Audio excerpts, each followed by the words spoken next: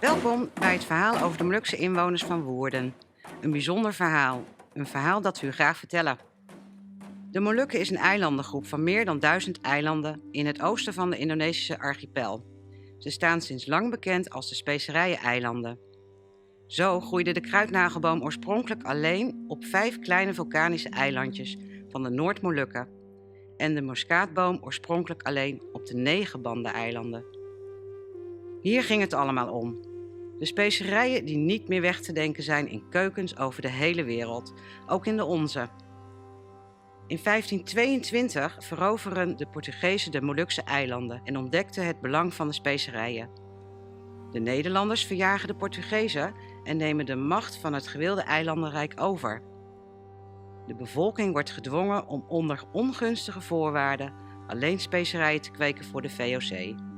Die zijn hier rijk mee geworden. Rijkdom die bepaald niet aan de bevolking ten goede kwam.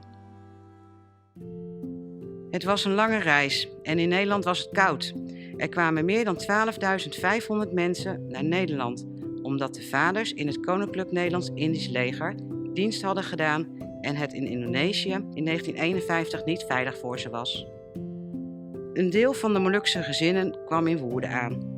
Daar zijn ze opgevangen in 3 kampen. Kamp Kazerne, Kamp Utrechtse Straatweg en Kamp Singel. Hun verblijf in Nederland zou tijdelijk zijn, maar teruggaan is er nooit van gekomen, tot groot verdriet en woede van velen van hen.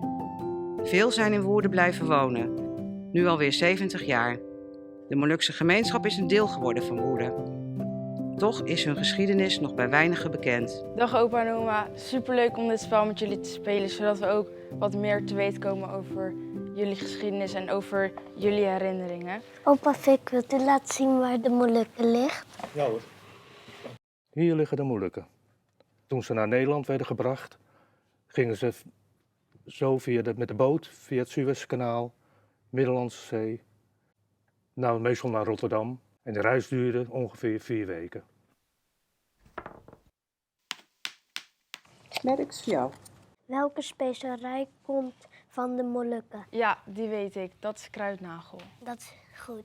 Nu heb ik wel eens gehoord dat er in de kampen een gaarkeuken was. Heeft u die nog meegemaakt? In Indonesië kennen ze geen aardappels of wat dan ook, Hollandse eten. Dat werd niet gegeten, dus er werd heel wat eten weggegooid. En dan gingen ze zelf iets kokkerellen op de kamers, wat heel gevaarlijk is natuurlijk, op een petroleumstelletje. Wat is een boem?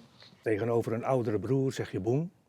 Tegenover een oudere zus zeg je oesie. Maar het kan ook zo zijn, als je iemand tegenkomt op straat, die je niet kent, dat je dan ook elkaar groet met boem of oesie. En als je denkt van, die is echt veel ouder dan ik, dan zeg je vaak oom en tante. Ik ben met een Hollandse man getrouwd en woonde op een buurtje met allemaal Hollanders.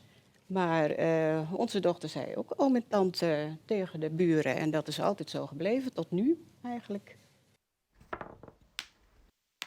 Welke voetballer van Molukse afkomst was aanvoerder bij Oranje? Ik dacht dat het Simon Tamata was, maar het is Giovanni van Bronckhorst. Ja, klopt. Voetbalde u vroeger ook? Ja, voetballen en volleyballen, dat werd veel gedaan. Daar kan ik me alleen weinig van herinneren, omdat ik nog heel jong was.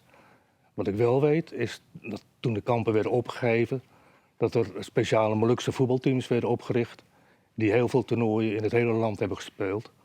Maar ook volleyballen was heel erg in trek. Zijn zelfs naar Denemarken gegaan en zo. En wat voor spelletjes speelde u eigenlijk vroeger? Jeetje, er zijn er veel. Maar ja, je had verder geen speelgoed, dus je speelde heel veel buiten. Ja, tollen, knikkeren, patulilik, ken je dat nog?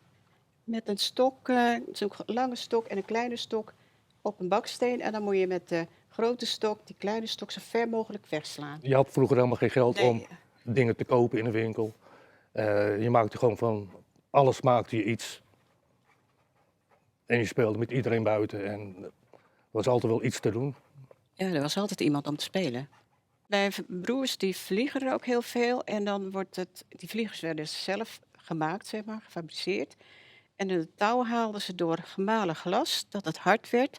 En dan gingen ze wedstrijd spelen met elkaar. Kan je elkaar afsnijden. En Vliegervechten. Ja, om elkaar Vliegvechten. proberen uit de lucht te halen. Ja. Ja, we gingen de bossen soms in als ze gingen logeren. En er Ja. gingen we je katapults, pijl en boog. heb je ook nog valkuilen gemaakt? Sorry? Vroeger, valkuilen? Valkuilen? Ja, nee, dan ging je graven, een gat graven. En dan ging je daar takken overheen leggen. En dan camoufleren. En dan achter een boom kijken wie erin valt. Oh. Nee, dat heb ik nooit gedaan. Wat voor schoolspullen hadden jullie vroeger eigenlijk? Je mocht haast niks nieuw kopen. Je moest alles gebruiken van je broer of zus. Ja. Tenzij het echt niet anders kon. Leer je schrijven op een lei en een griffel. En later met inkt. Maar ja, de inkt was niet zo leuk, want je maakte altijd vlekken. En dan kreeg je een hele grote kring eromheen. Moest je weer opnieuw beginnen. Maar vaak kreeg je dan de tas van je broer of je zus. Ja, Maar er werd eigenlijk nooit wat weggegooid. Nee. Ook schriften en pennen, papier. je had niet gekeken of je goed kon leren. Nou, wij gingen gewoon naar de huisartsschool, Spinazie Academie. En de jongens naar de ambachtschool. Ja, wij woonden in Kamerik. En dat was elke dag op de fiets naar Woerden. In de trein naar Utrecht. Oh ja. En dan kwam je elke keer als je terugkwam uit school langs het café Arie thuis. En daar zaten al je vrienden altijd. Dan was je om 2 uur was je in Woerden en dan kwam je om 6 uur thuis. En dan zei mijn moeder altijd, wat ben je laat thuis? Dus ja, druk op school. Ja. Maar dan zat je ondertussen bij Arie. En zo zijn we groot geworden. Goed, we gaan nu alles netjes in de doos opruimen. En dan kunnen we het weer de volgende keer spelen. Er valt natuurlijk veel meer over de Molukse inwoners van Woerden te vertellen. Dus wilt u meer weten? Kijk dan op de website van Stichting Sinar Maluku.